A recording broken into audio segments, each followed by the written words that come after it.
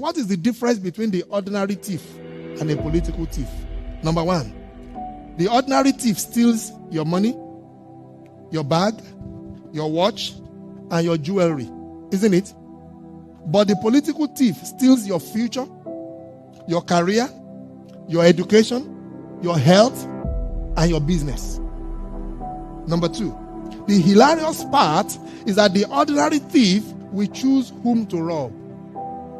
But you are the one who choose the political thief to rob you. Because we choose them. We vote them. We blindly say we are not blind. Who is deceiving who? The ridiculous part of the whole issue is that we will fight to defend and protect our belongings from the ordinary thief. Is it not? But we fight each other to defend and protect the political thief. Is that not what we do? Thugs will be fighting themselves to protect those that are stealing our career, stealing our joy, stealing our health, stealing our success. What a shame. What a travesty. It calls for us to think and think deep. The stage we are in as a country is not a stage where you become an onlooker. You have become an onlooker for too long. You must get ready to put your hands to the plow and be part of the process. It's not just about PVC, carry PVC. You must be in the kitchen where it is being determined. You must be there where the decisions are being made. If we are there in our numbers, they cannot outnumber us. But you leave it aloof. Oh, no, it's too dirty. It's a dirty game. And then the dirty guy is getting to the game of play. And you are there not showing up. And when they begin to make the decisions, you will know whether it's a dirty game or not. The result is always dirty on yours. Dirty on your health. Dirty on your business. Dirty on your success and your career. I hope that is stirring up something in you.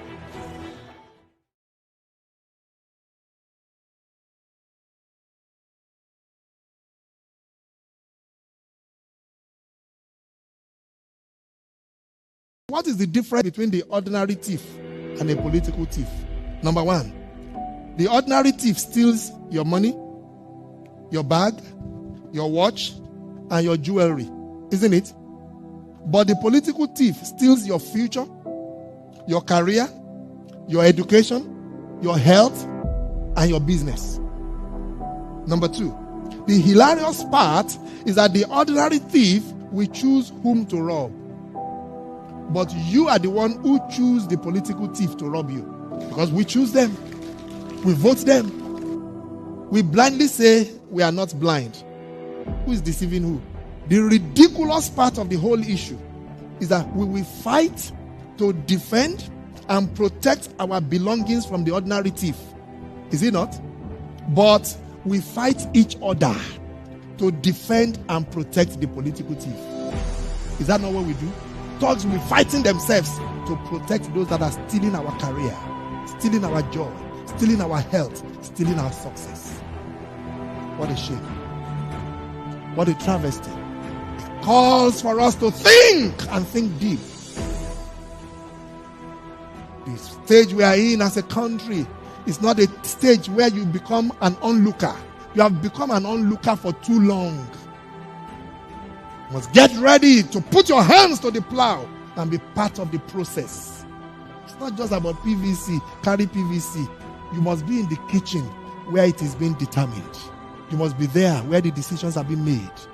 If we are there in our numbers, they cannot outnumber us. But you leave it aloof. Oh, no, it's too dirty. It's a dirty game. And then the dirty guy is getting to the game of play.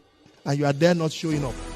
And when they begin to make the decisions, you will know whether it's a dirty game or not. The result is always dirty on yours. Dirty on your health. Dirty on your business. Dirty on your success and your career. I hope that is stirring up something in you. All right. Hey, guess what? This is just going to be a few minutes in response to Charles Ramson Jr. Normally, we would ignore these sort of little flies flying on the shoulder, or a little squirrel running across the road. You'll try to avoid that little squirrel, right? In this case, I just thought that it is necessary for a prompt and a swift response to a follow-up of what Charles Ramson has said. This is apart from that interview that he did on that radio station. Now, here's what Charles Ramson is saying in a video released earlier this afternoon. He's basically saying that what he said in that interview, he didn't mean it. And so he went on to attempt to clarify. In fact, in that process, he said that his godfather is Ashton Chase. I don't know. And I don't know whether he believes that by saying that his godfather is Ashton Chase is going to do anything to us. It's not, because Ashton Chase, might be a role model to young Ramson and maybe others. But Ashton Chase is not known within the African Guyanese community, and I'm not sure. And this is not about Ashton Chase. But note what he said.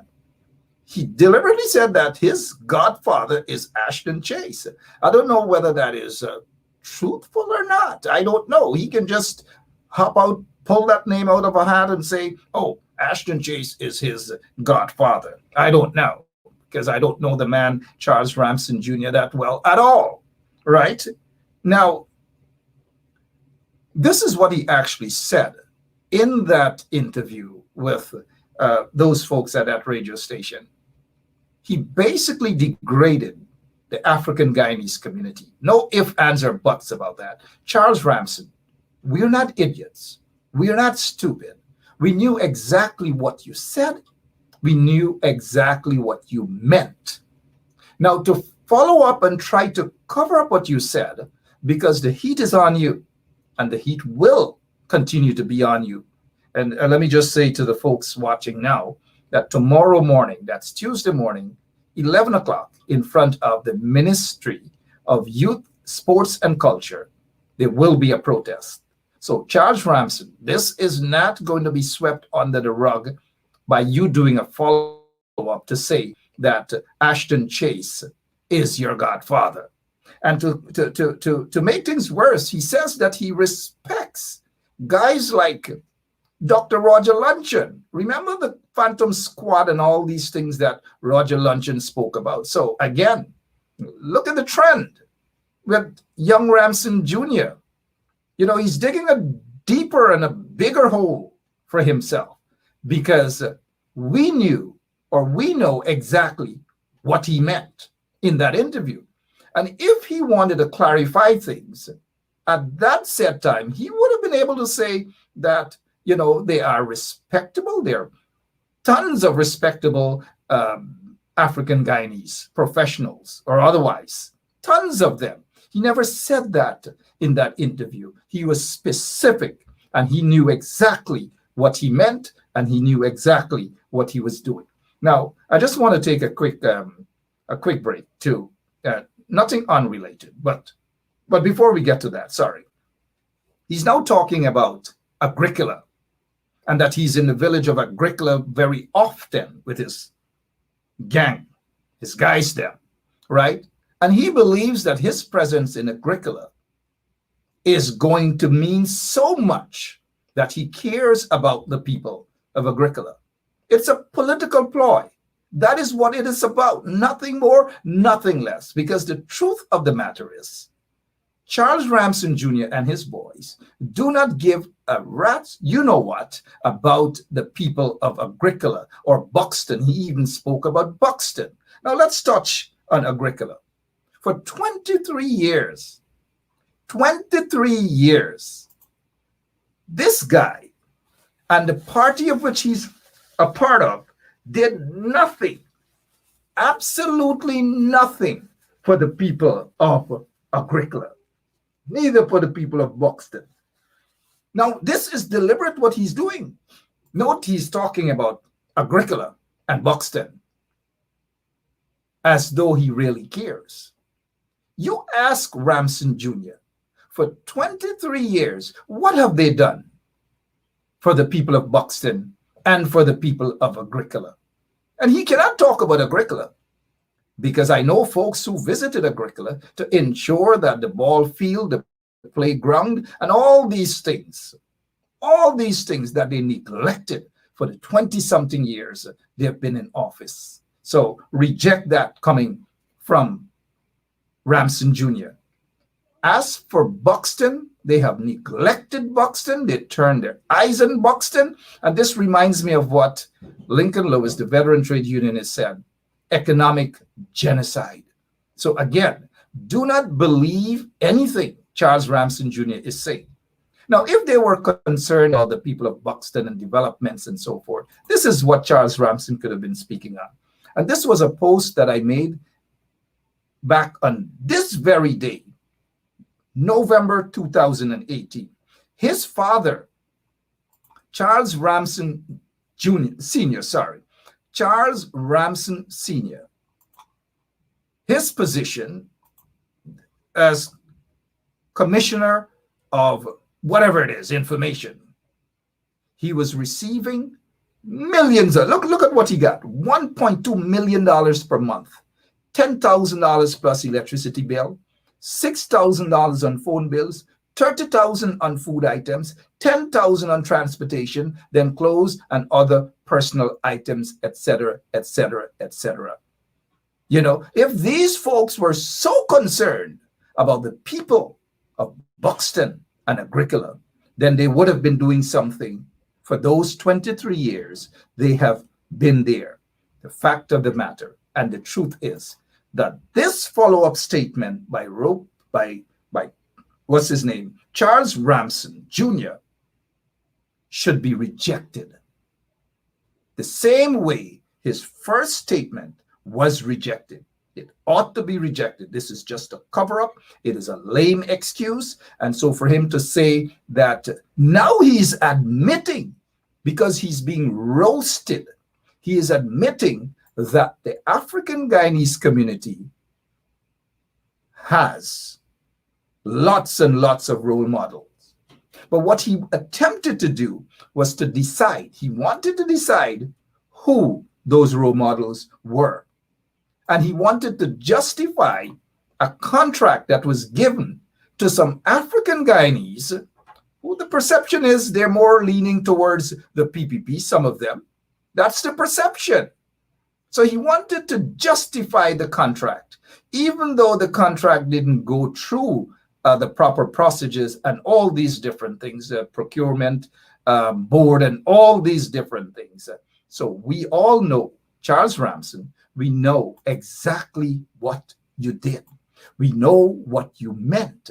And no amount of follow-ups, no amount of cover-up, no amount of crying publicly will change how African Guyanese view you and your statement. But most importantly, they view some of the boys who are walking around you, some of the boys who are holding your bags, some of the boys who are sheltering you with umbrellas, some of the boys who you are walking around with in villages such as Agricola and Buxton. We are on to you guys. So no amount of covering up, absolutely none, none. Tomorrow morning, Tuesday morning that is, tomorrow, in front of his office, 11 o'clock in front of his office, persons are asked to go out and have a peaceful protest to let this guy know that we reject his follow-up statement, we don't believe him, and whatever else you guys want to let him know right there, legally, whatever else. Shame and disgrace that in 2021, you have a member of parliament is behaving in this manner, and nobody, those guys at the ERC and other places, those folks who love to parrot their mouth, they're quiet, absolutely quiet. Now, before I go, there are a couple of guys from the African Guyanese community who will jump out and go live and parrot themselves. Oh, nothing is wrong with what. We know who those folks are. We know who those hustlers are. We know what they are about. And obviously, they have to sing for their supper. Some of them will tell you what happened back in 1964 to 92. But they're not going to tell you what happened from 1992 to 2015, when hundreds of folks were slaughtered. The drug trade was rampant, extrajudicial killings, assassinations. It was rampant. Those were the dark days, darker than what they're talking about prior to 1992. But they're not going to tell you guys that. You know why they're not telling you guys that? Outside of the fact that they are just flatfoot hustlers, they're comfortable eating the crumbs from this PPP regime. They're comfortable walking around with Ramson Jr., holding his bag and sheltering him with umbrellas and these sort of things. They're comfortable walking into Agricola. And I feel the people of Agricola should reject these individuals, reject them, because it's just a political swar. They're not concerned about you. They might go at a streetcar and buy a couple Guinness. They're not going to tell you anything about that. That is how they approach these communities, pretending as though they care about you. They might buy a couple of Guinness. They might roll a couple of spliff around you. They might raise up their shirt so that you can see their guns and these sort of things. They're driving fear into those villages, into those communities, and it ought to be rejected. So, Ramson Jr., we're not stupid. We know what your agenda is, and you have exposed yourself, not only recently in that interview, you have exposed yourself a long time ago, and we are on to you. We know what you're about, and we reject any further statement coming from you. We know, looking at how you presented yourself, is that you wanted to apologize. And you found a very, very slick way in saying that you apologized to the African Guyanese community. But you know what? You know what it is? You know what? Your apology is not needed, as what Nigel Hughes, attorney at law Nigel Hughes, and others have said. Simona Brooms, Sharma Solomon, and Dr. David Hines, and others. Reject it. Reject it. Don't talk about the coalition not doing anything for African Guyanese and all the. Don't talk about that. People are not buying into that. But let me cut this down for you, little boy. Let me cut this down for you. During the 23 years dictatorship of the PPPC, let me cut it down for you. Guyanese, young African Guyanese men were slaughtered. They were turned into gunslingers, hired killers. Not all of them, but those villages that you have mentioned. We know what you guys did to the young men of those villages. We know. The evidence is there. It is quite clear that you guys were never concerned about these youngsters. Now suddenly you want us to believe that you care, and that your regime care, and that Irfan Ali cares? No. You guys are not concerned about them at all. But when the coalition government, or the coalition got into government, guess what? Extrajudicial killings cut out by 99%. Young African Guyanese men, and especially their parents and their wives and their children, were no longer afraid to walk the streets. They were no longer afraid that police were going to barge into their homes and execute those young African Guyanese men in front of their kids, in front of their loved ones. They were no longer afraid. You know what? Thanks to the coalition for that. Thanks to David Granger's administration for that. People were not assassinated. You know what? Thanks to the David Granger administration for that. All these sort of things. People were sent to schools, vocational schools, to learn a trade, and all these different things that your party, the PPP, denied those very people that you're now pretending to care about, denied them all those basic rights for 23 years. We're not going to talk about the torturing of citizens. We're not going to talk about the large numbers of extrajudicial killings under the PPP regime. We're not going to talk about economic genocide in villages like Agricola and Buxton and Linden and other areas. We're not going to talk about that. You know why? Whilst those people were suffering, you claim that the coalition, that is your claim, with no evidence. I just outlined to you exactly what are some of the things that the coalition did to make people's lives comfortable. Now, the truth is, could they have done more? Heck yes. But in 5 years, they did far more than what your party, the PPP, did in 23 years. And during that time, your dad was the Attorney General. Your dad was a cabinet member. Your dad was a member of Parliament. In fact, he was the Attorney General twice. Talk about the judicial system. Talk about the overcrowded prisons. Talk about what happened at Camp Street, which was built for nothing more than 400 prisoners. And there were 1,200, there were 1,500 prisoners. The backlog of cases and all these different things, while your father was the Attorney General of that country. So don't think that people are just going to wake up now and believe that because you go into Agricola with your boys, with some guns at your waist, that young men in Buxton and Agricola are going to look up to you and your boys, as some sort of heroes or some sort of saviors going into those villages to do something for them. The scars are still there in Agricola from your PPP regime. The scars of extrajudicial killings, the scars of drug lords running rampant and hiring young men in those villages to go out and do their dirty works. The scars are still there.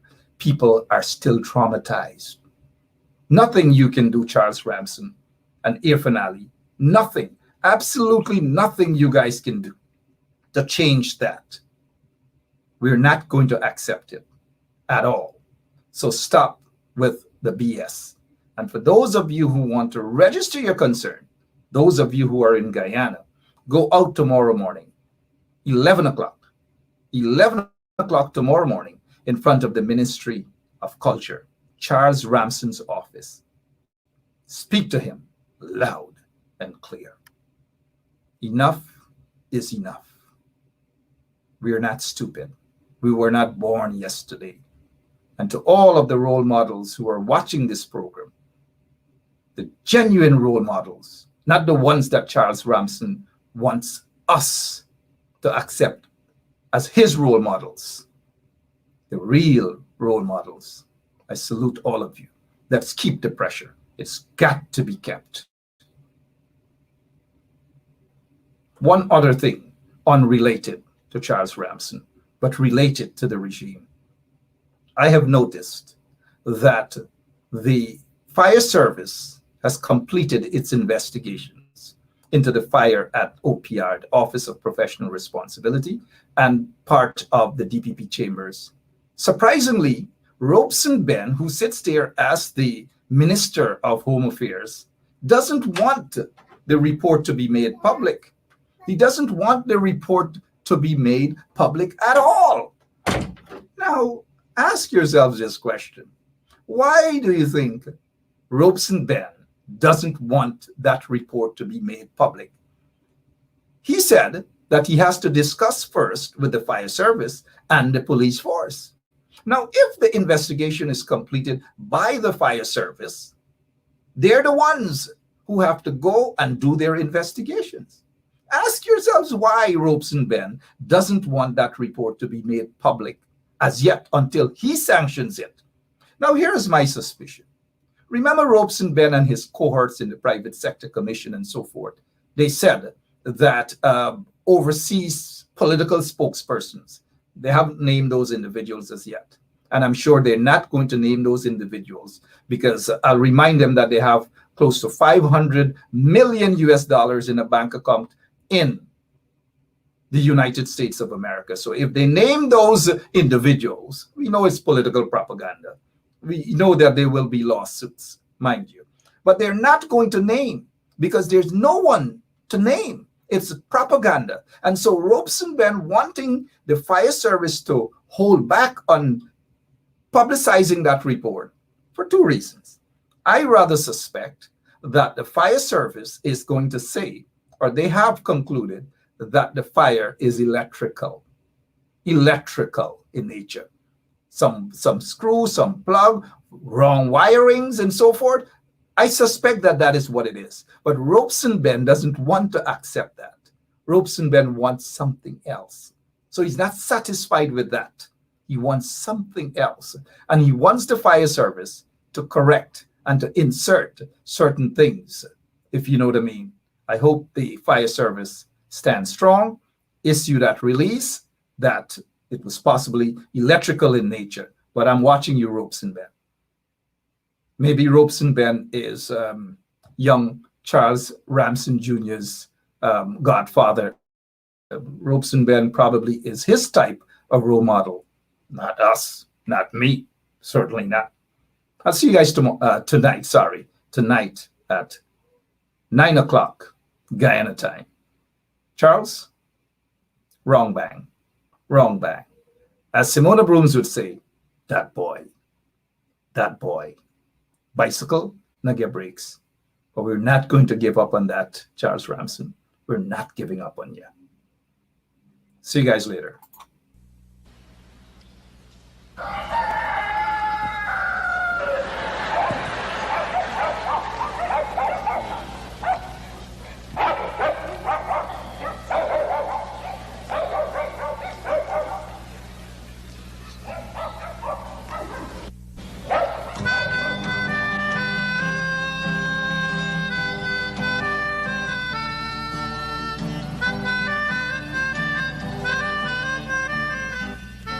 She put a pot on she hair and gone.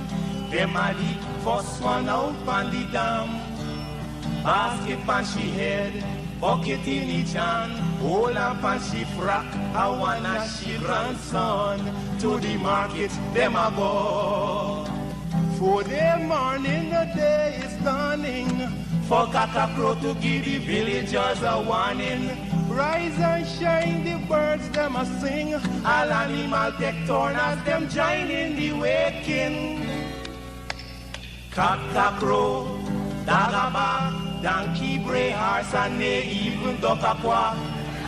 Cock-a-crow, dagaba, donkey, bray, horse, and they even duck a quack. Come and hear this sweet story that tell the people about life in the country.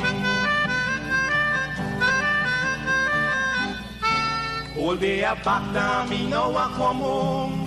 The naga jackass yard for fetchy load.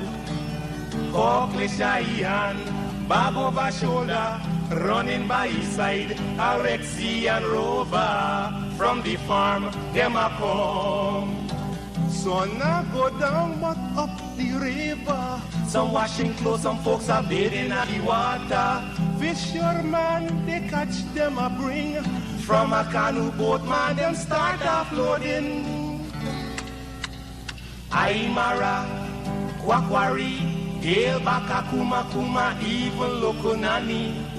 Aymara, Kwakwari, Hail Baka Kuma Kuma, even Banga Mary. Listen to this sweet story that tell the people about life in the country. Them children glad when the weekend come.